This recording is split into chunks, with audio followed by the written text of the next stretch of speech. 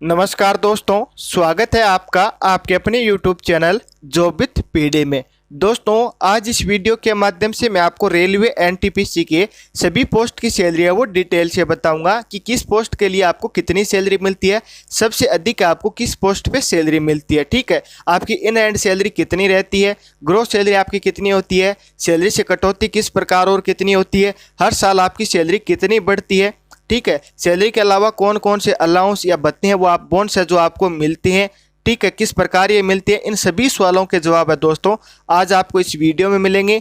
Video आपके लिए important रहेगा, इसे आप अंत तक जरूर देखना। इसके अलावा आप सैलरी है वो खुद अपनी सैलरी किस प्रकार कैलकुलेट कर सकते हैं वो भी मैं आपको इस वीडियो में बताऊंगा। तो वीडियो इंपॉर्टेंट है तो आप अभी से इसे लाइक और शेयर आप जरूर कर देना। तो चलिए दोस्तों शुरू करते हैं आज का अपना वीडियो। सबसे पहले दोस्तों हम बात करें तो एनटीपीसी के अंदर कुल आपकी 13 पोस्ट है, जिनमें से 5 पोस्ट है वो तो आपकी 12th लेवल या अंडर ग्रेजुएट लेवल की है।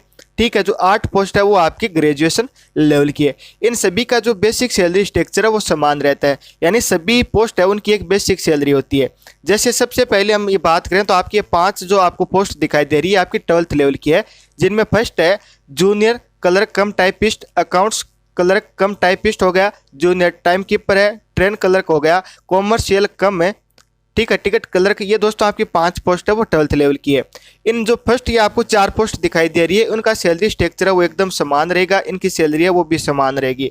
कैसे कि इन सभी का जो बेसिक पे है वो समान है, 19,900 19,900 19,900 19,900, यानी इन 4 पोस्टों की सैलरी है वो समान रहेगी। अब हम बात कर लेते हैं कि आप किसी भी पोस्ट की सैलरी कैलकुलेट करते हैं तो आपको किस प्रकार करना है। सबसे पहले दोस्तों उस पोस्ट की आपको बेसिक सैलरी पता होनी चाहिए। जैसे कि इनकी जो बेसिक सैलरी है वो कितनी है, 19,900 19,900 19,900, ये इन सभी की क्या है, बेसिक सैलरी है। अब दोस्तों आपको क्या करना है कि बेसिक सैलरी के अलावा आपको कई प्रकार के अलाउंस यानी भत्ते मिलती हैं। भत्ते कौन कौन से हैं, एक तो आपको डीए डीएनएस अलाउंस यानी आपको महंगाई भत्ता मिलता है, महंगाई के अकॉर्डिंग आपका डीए ये बढ़ता रहता है।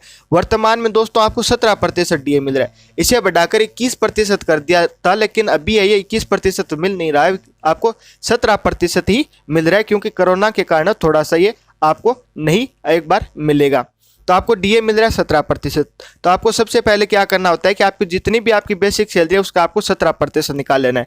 अगर आपकी बेसिक सैलरी मान लीजिए 19,900 है तो आप इसका क्या कर लीजिए, 17% निकालिए। ये तो आपको डीए मिल गया, ये आपको बेसिक सैलरी में फिर ऐड कर लेना है। इसके अलावा दोस्तों आपको एचआरए मिलता है। अगर जो गवर्नमेंट आपको अपार्टमेंट जो प्रोवाइड करवा रही है वो आप नहीं लेना चाहते हैं तब आपको एचआरए यानी हाउस रेंट अलाउंस, मकान किराया आपको मिलता है। तो ये एचआरए वो किस प्रकार मिलता है, तो दोस्तों एचआरए वो भारत में 3 कैटेगरी वाइज डिवाइड होता है। किस प्रकार है कि अगर आपकी ड्यूटी एक्स शहर में है, एक्स शहर में कौन कौन सी आती हैं भाई, एक्स सिटी कौन कौन सी है, तो दिल्ली, मुंबई, चेन्नई, हैदराबाद, अहमदाबाद, कलकत्ता, पुणे, ये शहर है ना दोस्तों, ये आपकी एक्स सिटी के अंदर आते हैं। अगर आपकी ड्यूटी इन शहरों में तब आपको 24% एचआरए मिलते हैं।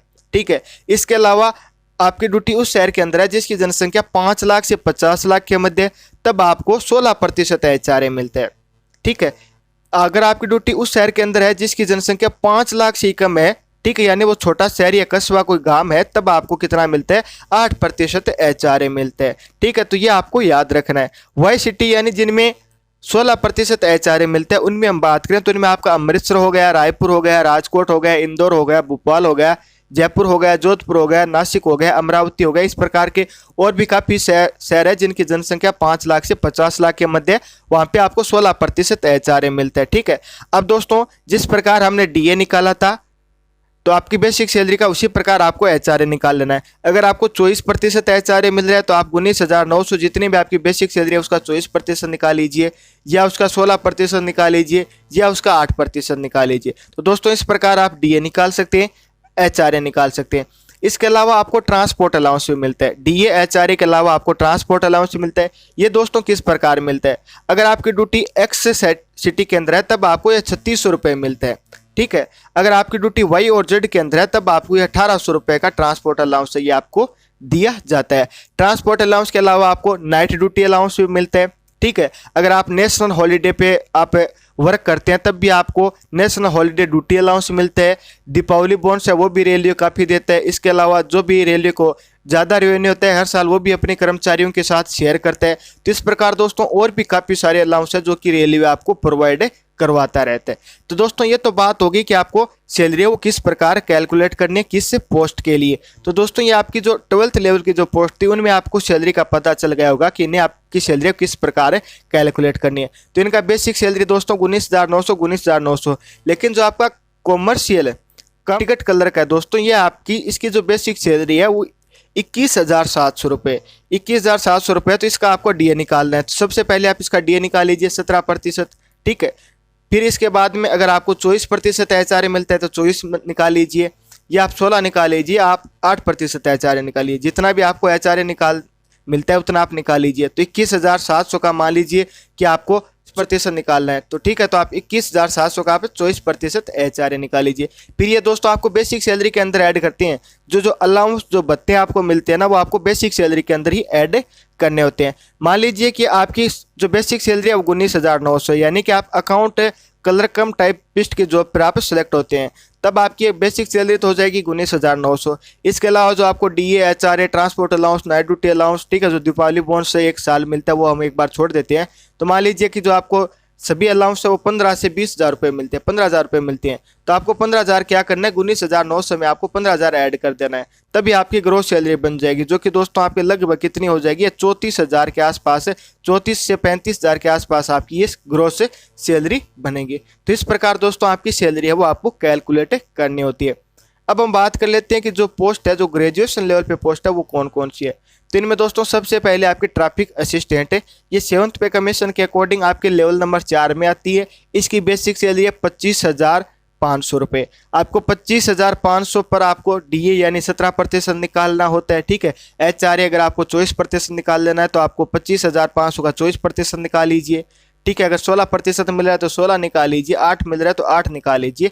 इसके अलावा आप इसके अंदर आपको ट्रांसपोर्ट अलाउंस भी ऐड करना है। अगर आप कभी और ड्यूटी करते हैं तो वो भी आपको अलाउंस मिलता है, नाइट ड्यूटी भी अलाउंस मिलता है, तो वो भी आपकी सारी इसके अंदर ऐड होती रहती है। इसके बाद में दोस्तों बात करें हम गुड्स गार्ड की, जो कि काफ़ी अच्छी पोस्ट है गुड्स गार्ड की। तो दोस्तों ये आपके लेवल नंबर 5 के अंदर आती है, जिसकी बेसिक सैलरी लगभग आपकी 29,200 रुपये। बेसिक सैलरी दोस्तों 29,200 रुपये है। इसके अलावा जो आपको इसमें अलाउंस जो डीए मिलेगा एचआरए मिलेगा, ये दोस्तों लगभग आपकी 20,000 के आसपास आपको इसमें अदर अलाउंस मिल जाएगा। इसके बाद में आता है आपका सीनियर कॉमर्शियल कम टिकट क्लर्क। इसकी दोस्तों 19,200 रुपये रहेगी, यानी गुड्स गार्ड और इन दोनों की सैलरी स्ट्रक्चर है वो समान रहेगा। सीनियर क्लर्क ये भी दोस्तों इसी लेवल के अंतर्गत आता है, यानी इनकी भी सैलरी वो समान रहेगी। जूनियर अकाउंटेंट असिस्टेंट भी दोस्तों इसी लेवल पर आता है, और सीनियर टाइम कीपर भी दोस्तों इसी लेवल के अंतर्गत आता है। तो यानी कि इनकी सैलरी स्ट्रक्चर है वो समान रहेगा, सैलरी भी इनकी एकदम आपको समान मिलेगी। अब दोस्तों हम बात कर लेते हैं जिन पोस्टों पे आपको सबसे अधिक सैलरी मिलती है वो कौन कौन सी पोस्ट है। तो दोस्तों इनमें जब हम बात करें तो सबसे पहले जो आपकी पोस्ट आती है वो आती है स्टेशन मास्टर, ठीक है। एक दूसरी पोस्ट है इसमें और है वो है आपके कॉमर्शियल अप्रेंटिस। इन 2 पोस्टों पे दोस्तों सैलरी आपको सबसे अधिक मिलती है। अकॉर्डिंग ये लेवल 6 के अंतर्गत आते हैं। साथ ही इनकी बेसिक सैलरी 35,400 रुपये।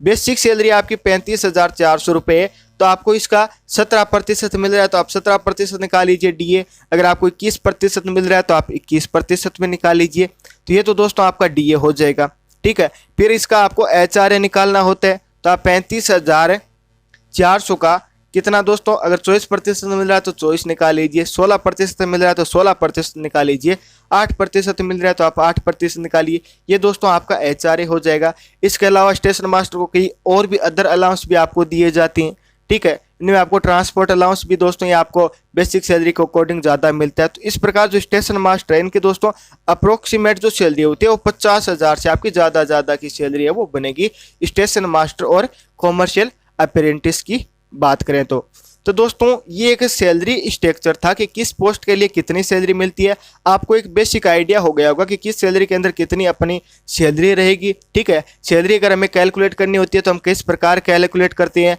बेसिक सैलरी अपनी क्या रहती है, बेसिक सैलरी के अलावा आपको कौन कौन से भत्ते मिलते हैं। तो मैंने सब कुछ इस वीडियो के अंदर आपका कवर करने की कोशिश की है। लेकिन इसके बावजूद भी अगर आपका कोई भी प्रकार का डाउट रह जाता है, आप हमसे कुछ पूछना चाहते हैं, कुछ सुझाव हो या सवाल हो, तो आप हमें कमेंट है वो जरूर कर सकते हैं।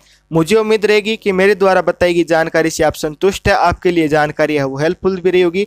तो इस वीडियो को आप ज़्यादा से ज़्यादा लाइक और शेयर आप जरूर कर देना। इसी प्रकार के और भी बेहतरीन वीडियोस सबसे पहले पाने के लिए आप चैनल को सब्सक्राइब भी कर लेना। फिर मुलाकात होगी इसी प्रकार एक और बेहतरीन वीडियो के साथ। तब तक आप हंसते रहना, मुस्कुराते रहना, देखते रहना जॉब विद पीडी। जय हिंद, जय भारत।